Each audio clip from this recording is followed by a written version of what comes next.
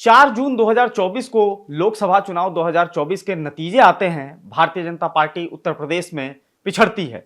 उसके बाद आरएसएस की तरफ से 2 बयान आते हैं, जिसके बाद से अंदाजा लगाया जाता है कि भारतीय जनता पार्टी और आरएसएस में सब कुछ ठीक नहीं चल रहा है। हालांकि उसके बाद तमाम बड़े लोग सामने आते हैं पार्टी के और ये कहते हैं कि हमारे बीच में सब कुछ ठीक है, लेकिन इंटरनल रिपोर्ट जो आती है उसके हिसाब से ये साफ तौर पर खुल के सामने आता है कि चुनाव के दौरान भारतीय जनता पार्टी का जो राजनीतिक संगठन था और आरएसएस के लोगों के बीच में तालमेल की कमी थी। अब जो है उत्तर प्रदेश की राजधानी लखनऊ में बड़ी बैठक होने जा रही है। भारतीय जनता पार्टी की समन्वय की बैठक होने जा रही है, समन्वय समिति की, जिसमें आरएसएस के सहकारवा अरुण कुमार शामिल होंगे और साथ ही साथ यूपी बीजेपी की जो कोर कमेटी है उसके सदस्य यानी कि मुख्यमंत्री योगी आदित्यनाथ और दोनों डिप्टी सीएम के साथ साथ संगठन के लोग भी रहेंगे। आखिर इस बैठक के क्या मायने हैं? क्या ये बैठक ये इशारा कर रहा है कि आने वाले दिनों में उत्तर प्रदेश में कुछ बड़े बदलाव हो सकते हैं? इस पे चर्चा करेंगे हम आज अपने डेली डिस्कशन के पार्ट पे, इस पे चर्चा करेंगे। और हमारे साथ हमारे जो है पॉलिटिकल एडिटर अभिषेक पांडे जी हैं। अभिषेक जी, बहुत बहुत स्वागत है आपका। शुक्रिया। पिछले दिनों जो खटपट दिखी, बाकायदा जो है बयानबाजी सामने हो गई, ठीक है। हालांकि आरएसएस और बीजेपी में ऐसा पहले कभी नहीं देखा गया कि ये बयानबाजी खुलकर सामने हो। अब ये बैठक होने जा रही है, क्या मतलब है इस बैठक का? क्या कुछ बड़े मैसेज आएंगे? देखिए मार्तंड, ये जो समन्वय बैठक है ये, ठीक है, ये कुछ नया नहीं है, होती रहती है भाजपा और आरएसएस के बीच में समन्वय बैठक। कई दफे हम लोग जा चुके हैं उन बैठकों में, मतलब कवरेज करने के पॉइंट ऑफ व्यू से। लेकिन ये बैठक पर सबकी नजरें इसलिए हैं क्योंकि आप देखिए बहुत सारी चीजें स्टेक पर हैं, दांव पे लगी हुई हैं। पहली चीज तो इस पूरे लोकसभा चुनाव में संघ की भूमिका को जिस तरीके से नजरअंदाज किया गया और उसके बाद संघ प्रमुख के बयान आए। अभी एक बयान अभी 2 दिन पहले से वायरल हो रहा है जो बता रहा है कि एक तरीके से सीधा इशारा उनका प्रधानमंत्री मोदी की तरफ है कि कुछ लोग सुपर ह्यूमन अपने आप को समझने लगते हैं। तो यानी तालमेल की कमी है। दूसरी बात कि यूपी बीजेपी में जिस कदर इस समय फूट पड़ी हुई है। तीसरा, हार के कारणों को तलाशने वाली बात है। तो 3-4 चीजें तो आपको अंदरूनी सुलझाना है, इसलिए बैठक महत्वपूर्ण है। प्लस अगला आने वाले वक्त में बाई इलेक्शन है 10 सीटों पर, 27 में आपको चुनाव लड़ना है फिर से। तो इन चीजों को भी दुरुस्त करना है, यानी जो समस्याएं पैदा हो चुकी हैं उसको खत्म करना है। तो इस लिहाज से ये बैठक महत्वपूर्ण हो जाती है। और इस बैठक के आधार पे और जो फीडबैक गया है यूपी बीजेपी की तरफ से, उसके आधार पे उत्तर प्रदेश की भाजपा इकाई में, संगठन में कुछ फेरबदल होंगे आने वाले वक्त में।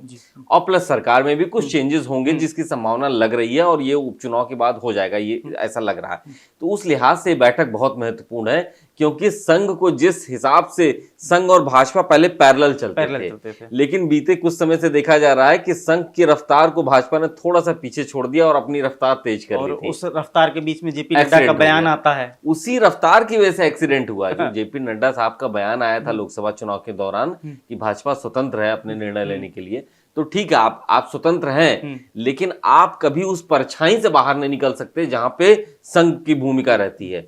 भाजपा के लगभग सभी बड़े नेता वो संघ पृष्ठभूमि के हैं, तो आप उस छाया से बाहर निकल ही नहीं सकते हैं। आपके मन में, आपके खून में वो बस गया है। खुद प्रधानमंत्री नरेंद्र मोदी प्रचारक वो कहते हैं कि मैं स्वयं सेवक हूं। तो इसीलिए जो नुकसान हुआ भाई, संघ एक बड़ा सामाजिक संगठन है, उसको ऐसा महसूस हुआ कि जब इस तरीके से उपेक्षा हो रही है भाजपा की तरफ से, तो वो बैठ गए। संघ का काम यह है कि जन जागरूकता पैदा करना। वो खुद कहते हैं, मोहन भागवत, जन जागरूकता पैदा करना। वो जन जागरूकता हुई नहीं इस बार और भाजपा की स्थिति हो गई इस बार लोकसभा चुनाव में। जबकि लोकसभा चुनाव के पहले ही मध्य प्रदेश का जो चुनाव था, जो 3 स्टेट्स के इलेक्शन थे, ऑलमोस्ट भारतीय जनता पार्टी को कोई दोबारा मध्य प्रदेश में सरकार में नहीं ले रहा था। लेकिन उसमें जो इंटरनल रिपोर्ट आई कि 3 दिनों में जो संघ के कार्यकर्ता एक्टिव हुए और पूरा का पूरा परिणाम बदल दिया। बिल्कुल। तो संघ को आप नजरअंदाज नहीं कर सकते हैं। उस लिहाज से जो दिक्कतें इस दौरान हुई हैं, कम से कम उत्तर प्रदेश बीजेपी में ज्यादा सर फुटा हुआ है, उसको दूर करने के लिए ये समन्वय बैठक बहुत महत्वपूर्ण है। तो अब कोई ये नहीं कह सकता भाजपा की तरफ से, भाजपा संगठन की तरफ से कि नहीं साहब हम स्वयं निर्णय ले लेंगे, हमको किसी से पूछना नहीं है। आपको पूछना पड़ेगा, आपको समझना पड़ेगा, एक दूसरे से राय मशवरा करना पड़ेगा और तभी आपको अपेक्षित नतीजे मिलेंगे। नहीं तो भाजपा का कार्यकर्ता भी ठंडा होकर बैठ गया, आरएसएस भी ठंडा होकर बैठ गया और नतीजा क्या रहा कि उत्तर प्रदेश में आधी सीटों पे आ गया।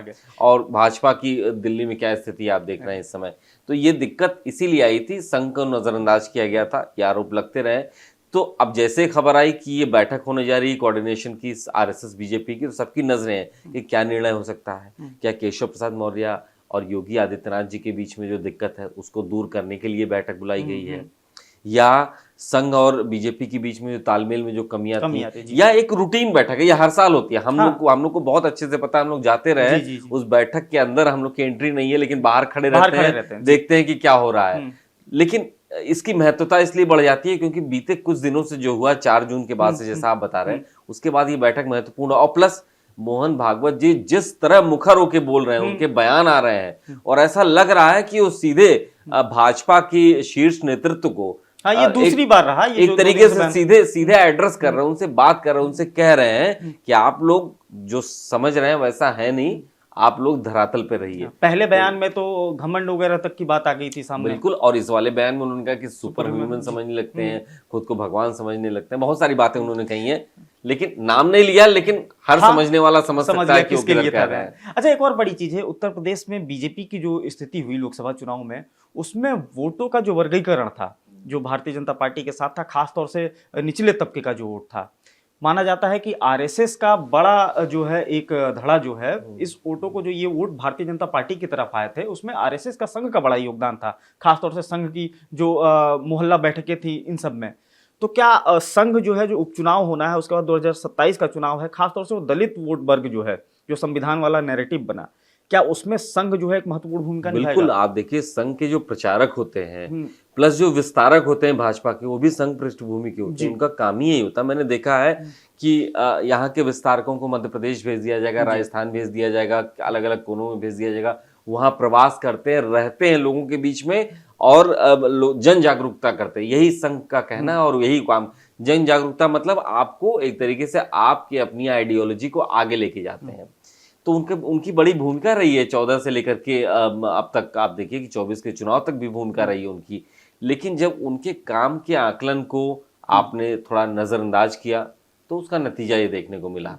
तो मुझे लगता है कि आप जो कह रहे हैं बिल्कुल सही है। अगर इस चीजों को फिर से दुरुस्त किया जाएगा तो ये आरएसएस की एक बड़ी भूमिका है लोगों के बीच में। इस देश में बहुत बड़ी आबादी है जो संघ को, कुछ लोग खुल के कहते हैं कि हम स्वयं सेवक हैं, बहुत सारे लोग नहीं कहते हैं, उस पृष्ठभूमि से आते हैं, तो उसका असर निश्चित तौर पर पड़ता है।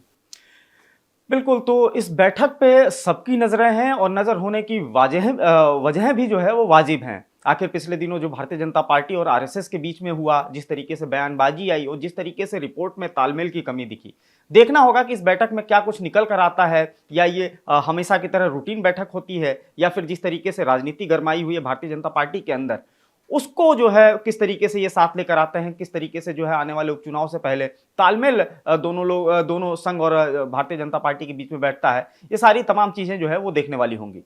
फिलहाल आपका हमारे डेली डिस्कशन से जुड़ने के लिए बहुत बहुत धन्यवाद। ऐसे ही फॉलो करते रहे हमारे डिजिटल प्लेटफॉर्म डेली लाइन को।